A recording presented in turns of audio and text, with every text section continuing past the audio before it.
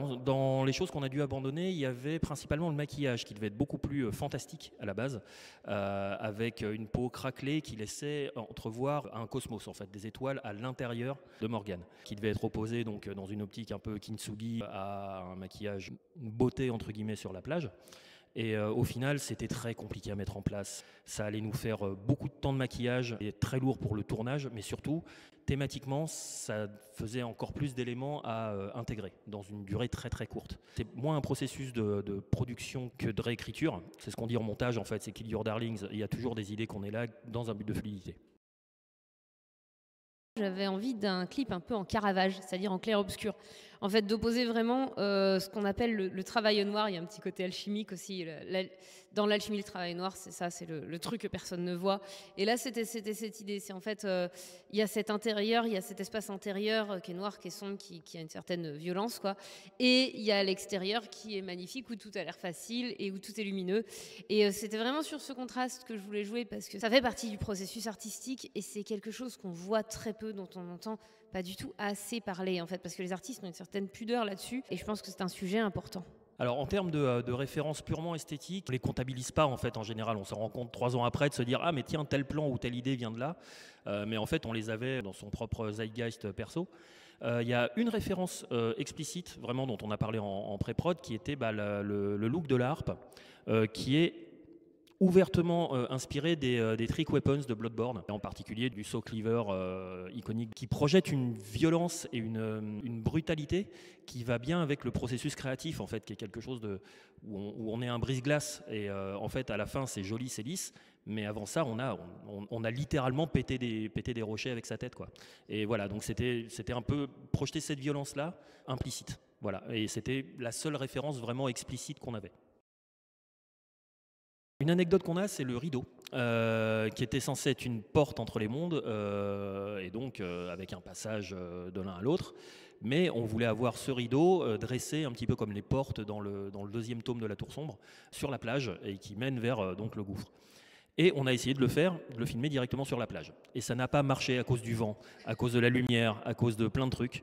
Et en fait, le plan final est un composite. J'ai refilmé une plage, j'ai redessiné des ombres, j'ai refilmé le rideau sur un fond vert beaucoup plus tard. Et en fait, c'est un plan composite absolument bricolo, mais bon, tout est bricolo, quoi. C'est du cinéma. Voilà. Donc l'anecdote, c'est qu'on a mis beaucoup trop de temps sur le tournage plage sur ce rideau, alors qu'au final, on l'a fait ailleurs. Voilà, comme dans énormément d'anecdotes de tournage. Toute la partie dans la cave, on l'a tournée en une journée, en plein mois de mars. Et honnêtement, on se les pelait, mais de ouf, d'accord. Or, j'avais du maquillage sur tout le visage et sur les bras, et donc je ne pouvais pas avoir de manches longues. Ce qui fait que les plans où vous me voyez trembler sur la vidéo, c'est pas du fake. C'est tellement pas du fake. J'étais en train de crever de froid parce que j'avais en tout et pour tout un t-shirt et une chemise, les deux pas spécialement chauds, dans une cave où il faisait franchement froid et où je devais tenir des plans très peu mobiles parce qu'en fait du coup Ingrid la maquilleuse et Fabien, eux, ils arrêtaient pas de bouger, voilà. Ils bougeaient et ça allait dans un sens et dans l'autre. Et oh, on va faire ce mouvement de caméra et tout. Et moi, je devais tenir la pose immobile, habillée avec quasi rien. Et je me les pelais. Alors du coup, entre les prises, je montais boire du thé chaud, voilà, dans l'appart qui était au-dessus, qui nous servait de loge en fait et de backup, voilà. Et honnêtement, j'avais tellement froid. De temps en temps, on avait des voisins qui passaient parce que c'était dans le garage d'un immeuble. Là, c'est un parking en fait. Et donc, il y a des garages sur le côté. Et de temps en temps, il y avait des gens qui venaient accéder à leur garage et les gens tombaient sur le tournage. Alors, il y en avait qui étaient un peu curieux. Et à un moment, on a un papa avec son gamin qui a débarqué, qui a fait « Oh, mais c'est trop bien, est-ce que vous voulez bien montrer à mon gamin ?» Alors, on a montré au petit bout, qui devait avoir quoi, 4-5 ans.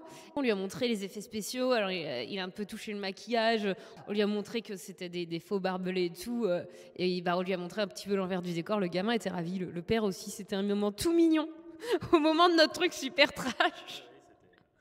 C'était tout choupi. Et le gamin, il était tout émerveillé. Enfin, oh, c'est du faux, c'est des jouets. Et donc, du coup, je pense que maintenant, pour lui, le cinéma, c'est fait avec des jouets. Je crois qu'on a... Et c'est ça le cinéma, c'est fait avec des jouets. Filmer une harpe, en fait, filmer un instrument joué par quelqu'un, c'est toujours, ils ont tous leurs spécificités. Une harpe donne des possibilités. On peut filmer, par exemple, à travers les cordes, le ou la harpiste. Ça donne des possibilités graphiques. De l'autre côté, on a aussi des possibilités de jouer sur l'avant-plan, l'arrière-plan, la profondeur de champ. La difficulté avec une harpe, c'est que de chaque côté de la harpe, en fait, on n'a pas beaucoup d'angles sur lesquels on peut faire des plans un peu créatifs ou un peu dynamiques. Et c'est un petit peu compliqué. Maintenant, c'est beaucoup plus facile de filmer quelqu'un qui joue de la harpe, en plus dans des conditions de tournage cinéma, entre guillemets, où on est dans un environnement contrôlé, que de faire des photos de concerts de harpe, où là, c'est vraiment super compliqué de varier les angles, parce qu'on est dans une optique un petit peu plus documentaire, et là, c'est vraiment là qu'on galère. Là, ça allait. C'était juste pour varier les plans que c'était un petit peu... qu'il a fallu un petit peu se creuser la tête, mais sinon... C'est un instrument comme un autre, avec ses spécificités pour le cadrer. C'est une rhétorique compliquée pour moi, la fierté, mais surtout, on est beaucoup trop proche de la sortie pour pouvoir dégager des fiertés ou des choses. Par contre, personnellement, je suis assez content de voir que certaines choses qui marchaient sur le papier marchent effectivement dans le clip. Notamment des plans tout bêtes, en fait, de fluidité narrative. Je suis assez content de la manière dont ressort le plan de passage de rideau. Je ne pensais pas qu'il passerait de manière aussi fluide et ça me fait très plaisir. Les 2-3 bricolages avec la pièce, 2-3 plans composites, des choses comme ça. Le simple fait de voir marcher, il y a une espèce d'émerveillement un petit peu enfantin de la première fois que tu arrives à faire un tour de magie, quoi. Parce que de Cinoche, c'est que de la prestidigitation. Mais c'est de la prestidigitation de prototype. À chaque fois, on fait le tour et on est émerveillé que ça marche et puis on passe à un autre tour. Et donc là, pour l'instant, c'est plus des soulagements que des fiertés. Je crois qu'en fait, je suis juste fière qu'on l'ait fait. Parce que, en fait, à un moment donné, j'ai tendance à avoir des fiertés très pragmatiques, d'accord. Et moi, je suis une artiste indépendante. J'ai pas de label, j'ai pas de producteur. Enfin, si, j'ai une asso de prod, mais voilà. Ce clip, il a été financé par mes Patreon. Et j'ai un peu comme une dette envers eux. En fait, je veux que ça marche autant pour moi, parce que c'est cool, mais aussi que pour eux et pour elles, qui chaque mois, en fait, mettent de l'argent sur la table pour que je puisse financer ce genre de projet. Et je pense que ma fierté, c'est d'abord de l'avoir fait. Et j'ai pas tendance à faire les choses pour moi. Alors à chaque fois, il faut que je me piège en fait moi-même en me disant que je le fais pour quelqu'un. Puis là, je l'ai fait pour eux et je l'ai aussi fait pour Mary et Bobby, les deux fameuses écossaises qui m'ont surnommé un jour The Little Star of Glencoe.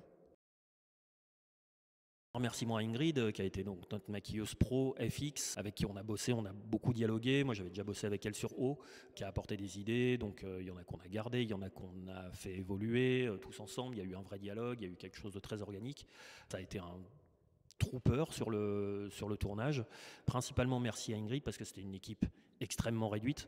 Et elle en est quand même une part substantielle. Donc, voilà, principalement, ce que je voudrais ajouter, c'est merci à Ingrid, qui est pas là avec nous aujourd'hui, donc coucou. Un gros merci à Estelle qui a été notre assistante de prod, petite main backstage, qui s'est tapé tous les machins pas super glorieux à faire mais qu'il faut faire et qui l'a fait avec le sourire et beaucoup d'enthousiasme, c'était vachement cool.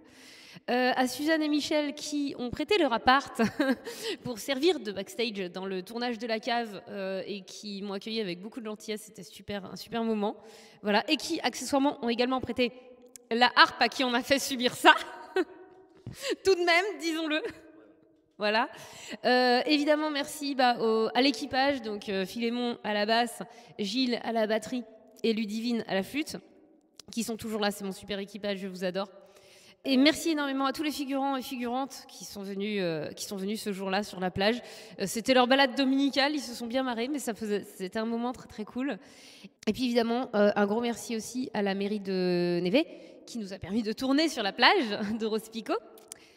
Et encore une fois, un énorme merci au Patreon parce que c'est elles et eux qui ont financé le clip, ce qui est tout de même un prérequis non négligeable. Disons-le, c'est un prérequis non négligeable.